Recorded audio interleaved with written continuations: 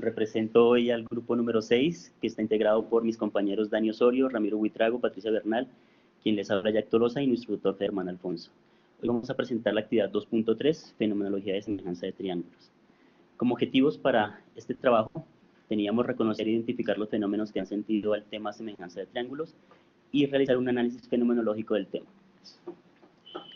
Para esta presentación hemos dividido en dos partes. Primero, a partir de una tabla, mostraremos los fenómenos que han sentido al tema semejanza de triángulos y posteriormente, a partir de un mapa conceptual, realizaremos el análisis fenomenológico del tema. Los fenómenos que han sentido al tema semejanza de triángulos los distribuimos en una tabla en tres partes, que está los fenómenos, el problema al que da respuesta y un ejemplo de dónde el estudiante lo puede utilizar. Entonces, el primer fenómeno, representación e interpretación de mapas y planos a escala, lo que queremos es que el estudiante comprenda cómo se representa la realidad. En el segundo fenómeno, análisis del aumento y reducción de imágenes a través de la lente de un proyector o cámara, lo que queremos es que el estudiante comprenda cómo se producen imágenes. En el tercer fenómeno, análisis de formación de imágenes en el ojo humano, lo que queremos es que el estudiante comprenda cómo se producen las imágenes desde la realidad.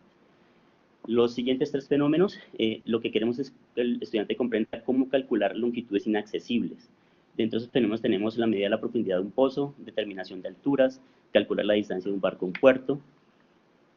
Y los siguientes dos fenómenos también cumplen el mismo parámetro, que es cómo calcular longitudes inaccesibles, y tenemos medición del radio y sombra de la Tierra y medición de longitudes indirectas. El último fenómeno, lo que queremos que el estudiante comprenda es cómo se refleja la divina proporción en la naturaleza, en el arte y en el diseño. Y el fenómeno que encontramos es el reconocimiento de patrones en la naturaleza y en el arte. Ahora realizaremos el análisis fenomenológico de nuestro tema, semejanza de triángulos. Para eso, entonces, debemos entender que primero vamos a buscar una característica estructural que me logre agrupar los fenómenos que nombré anteriormente en un contexto fenomenológico, y a ese contexto fenomenológico se pueda relacionar uno a uno con una subestructura matemática. Y segundo, vamos a mirar y a seleccionar tareas desde el contexto PISA donde yo pueda llevar al estudiante esos fenómenos a la realidad. El primer contexto fenomenológico que encontramos fue el tratamiento de imágenes. ¿Cuál sería la característica estructural del tratamiento de imágenes? ¿O qué es lo que queremos que el estudiante pueda observar? Cómo las imágenes se pueden aumentar o reducir. Para esa característica estructural, entonces encontramos que hay una subestructura que la relaciona uno a uno con el contexto, que es las homotecias. Las homotecias es la razón de semejanza entre la imagen y la realidad. Si la imagen es mayor que la realidad, entonces tenemos una ampliación, y si la imagen es menor que la realidad, tenemos una reducción. ¿Qué fenómenos se pueden agrupar en ese contexto fenomenológico que cumple esa característica estructural? Entonces tenemos la introducción de planos y maquetas, el uso de fotocopiadoras, el aumento de imágenes frente a un proyector, la relación de imágenes frente a una cámara. Esos fenómenos los pudimos agrupar con esa característica estructural específica. El segundo fenómeno que tenemos, contexto fenomenológico, es los cálculos de medidas. ¿Qué característica estructural queremos que el estudiante vea con cálculo de medidas? Entonces queremos que él pueda calcular medidas de objetos que son inaccesibles, que no se pueden medir con instrumentos normales. Entonces, para eso encontramos que la subestructura que nos ayuda, la subestructura matemática, es el concepto de semejanza de triángulos, en donde si tengo dos triángulos que son semejantes, entonces se pueden relacionar proporcionalmente sus lados. Dentro de esta subestructura, entonces podemos encontrar también el teorema de Tales, el teorema de Euclides, las razones de semejanza, que nos ayudan a resolver los problemas o los fenómenos que se pueden ubicar en este contexto. ¿Qué fenómenos podemos agrupar allí? Entonces podemos ubicar el cálculo de medidas de las profundidades de pozos, el cálculo de alturas, de medidas de altura, el cálculo de medidas de la Tierra y del radio de la Tierra. Todos esos fenómenos los pudimos agrupar con esa característica estructural.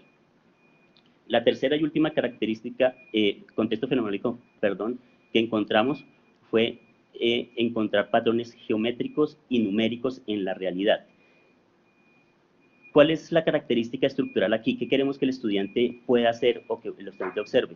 Que encuentre en la naturaleza, en el arte, siempre vamos a ubicar patrones geométricos y patrones numéricos. ¿Cuál sería la subestructura que nos ayuda a encontrar esos patrones? Entonces, encontramos que la divina proporción nos permite que el estudiante encuentre esos patrones, desde el triángulo áureo, triángulo isósceles áureo o el rectángulo áureo, o si llevamos la divina proporción a su valor de phi, que es 1.61, entonces podemos encontrar también patrones numéricos.